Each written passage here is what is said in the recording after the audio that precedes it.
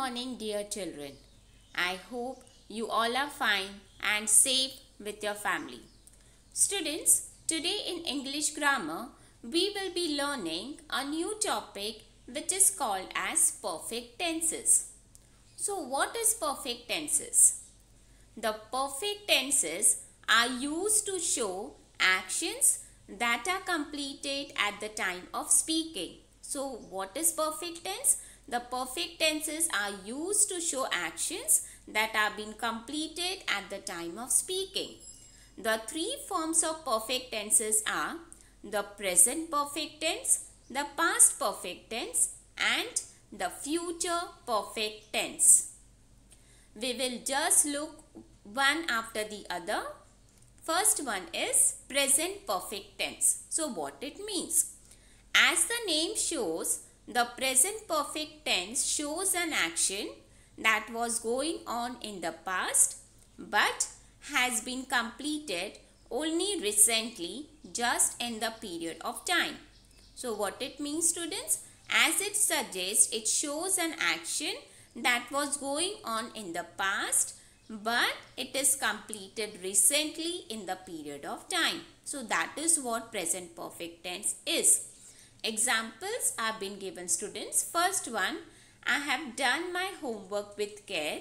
And second one is, Suzanne has brought a new blue ribbon recently.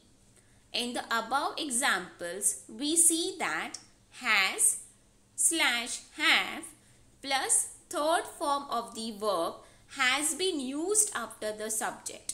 So what we have done? We have used first subject and then we have taken either has or have, and last we have taken third form of the verb. So how it is being done? If we look into the first example, the word sentence is I have done my homework with care. So I is subject over here because it is the word is subject is I. So when the word I and we comes, okay students, when the word I and we comes, we use have word. Okay, we use the word have. So I have done. Done. What is the third form of do? It is done. So I have done my homework with care. So this way the sentence will become. Formation of present perfect tense. Now we will see, students, how to make affirmative, negative and interrogative sentence for present perfect tense. First one, affirmative form. This tense is formed by using third form of the verb after auxiliary verb has or have. Okay students, so what it means? We use either has or have. Okay, now how the sentence is going to become? It will become I have played, he has played. Okay students, so in affirmative, how the sentence is going to become? It is formed by using third form of the verb. That means we have added over here ed. It will become played. Okay, after auxiliary verb has or have. How to make it into a negative now? To make the negative form of this tense in present perfect tense, we insert not after the first helping verb has or have. Okay, so if you want to make negative form of this tense, what we need to insert? We need to insert the word not after the first helping verb, that is has or have. So how the sentence will become? I have not played, he has not played. And moving now to the question form. To make the interrogative form of this tense in present perfect, we shift have or has to the beginning of the sentence. What it means, students? When we want to make the interrogative form of this tense, what we do? We shift have or has to the beginning of the sentence. So how the sentence will become? Have I prayed or has he prayed? Okay students, so I hope present perfect tense what it is and how it is being formed, it must be cleared with everyone. Moving to our next one. Yes students, past perfect tense. As the name of this tense shows, The action indicated by this tense was started in the distant past and was completed in the past itself. So what it means, students? This tense was started in the distant past and was being completed in the past itself. So it is called as past perfect tense. Examples: he had gone for a morning walk. The hare had lost the race against the tortoise. We can see, students, two examples I had given over here. If we will look into the above examples, had word we used for past perfect tense plus third form of the verb has been used after the subject. Okay, students, so what it means? First we use the subject, then we use the word had. After that we use the third form of the verb. So I hope, students, this much be cleared with everyone. Now, formation of the past perfect tense. First one, affirmative form. In this tense, the subject is followed by had, to be further followed by third form of the verb. So how the sentence will become? I is subject over here.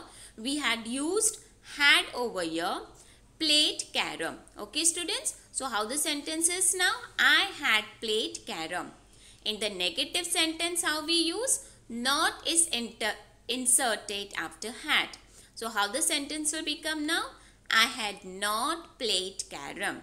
Moving to our third form, that is interrogative. In interrogative sentences, had is placed before the subject. Okay, so when we use the word had, before the subject start, we use the word had. Okay, students, if you will look into the example given over here, the word we have add over here is had. So how after adding the word had before the subject, the sentence becomes like, had I played carom. Okay, students, so here we have done with formation of past perfect tense. I hope, students, it must be cleared with everyone. Moving to our last kind, which is future perfect tense. What it means? As the name of this tense shows, future perfect tense is used when an action that has not completed so far but will be completed in future before or by certain time. So as the name suggests that it is future perfect tense, it is used when an action that has not been completed so far but will be completed in future before or by certain time. Examples have been given, students. I shall have finished my homework by 4 p.m. Second sentence, he will have rested for an hour by 2 p.m. In these sentences, will have, shall have plus third form of the verb has been used after the subject. Okay, students, so what it means? We use first subject, then we use either will have or shall have, then we use at the last third form of the verb. Okay, students, so how the sentence will become? I. Okay, so I is subject over here. We have used the word shall have, then we have used over here third form of the verb, that is finish. Okay, finish. I shall have finished my homework by 4 p.m. I hope, students, future perfect tense must be cleared with everyone. So now we will move to the next part, which is formation of future perfect tense. We will see how to make affirmative, negative and interrogative sentences for future perfect tense. Moving to the first one, that is affirmative form. In this tense, the subject is followed by shall have or will have, further followed by third form of the verb. So how the sentence will become, students, now? He will have left for Agra by Monday. So we have used over here will have. So he is the subject. We have used will have, left for Agra by Monday. Moving to the second, that is negative. In negative sentence, not is inserted after shall or will. So what we do in negative sentence, we insert the word not when we insert after shall or will. So how the sentence will become over here now after inserting not? It will become he will not have left for Agra by Monday. Moving to our last, that is interrogative, that is question form. In interrogative sentence, shall or will is placed before the subject. Okay students, so what we do? We add over there shall or will before the subject is been added. So how the sentence is going to become now? Will he have left for Agra by Monday? Okay students, so we have inserted over here before the subject the word will. Okay, after that onwards the subject starts. So I hope students this formation of future perfect tense must be cleared with everyone. Now we will look into the important points that is to be remembered. Points to remember. Has is used when a subject is singular noun or pronoun. So the main question rises students when to use has and when to use have. Has we are supposed to use when a subject is singular noun or a pronoun. Have is used when the subject is plural noun or a pronoun. The first person I and we take have. Okay. If the sentence starts students from I or we should use the word have. The third person pronoun he, she and they take has. Okay students. So if the sentence starts from he, she or they, that time we have to use the word has. The pronoun you and they, we have to take have. At the last, shall is used only with the subjects I or we and will is used with all other subjects. I hope students this much must be cleared with everyone. Now we will take a quick quiz to find out whether everything is being understood or not.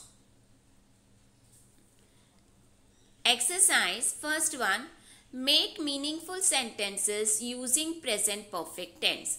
It means we have to make a meaningful sentence using present perfect tense. She dash yet. In the bracket there are three options. Students, we have to select any one. Has not written, is not written, has not returned. Okay students, so the correct word over here will be has not returned. So the sentence will become she has not written yet. Moving to our second one. Make meaningful sentences using past perfect tense. After they dash, in bracket it is been given eat, the shellfish, they began to feel sick. So eat will become to had eaten because it is been, we have to change into past perfect tense.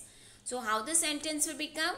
After they had eaten the shellfish, they began to feel sick. Moving to our third one. Make sentences using future perfect tense. Will you dash, in bracket it is given you / finish the report by deadline. So how we will change into future perfect? We will add over there you have finished. Okay, so how the sentence will become now? Will you have finished the report by deadline? I hope students this much must be cleared with everyone.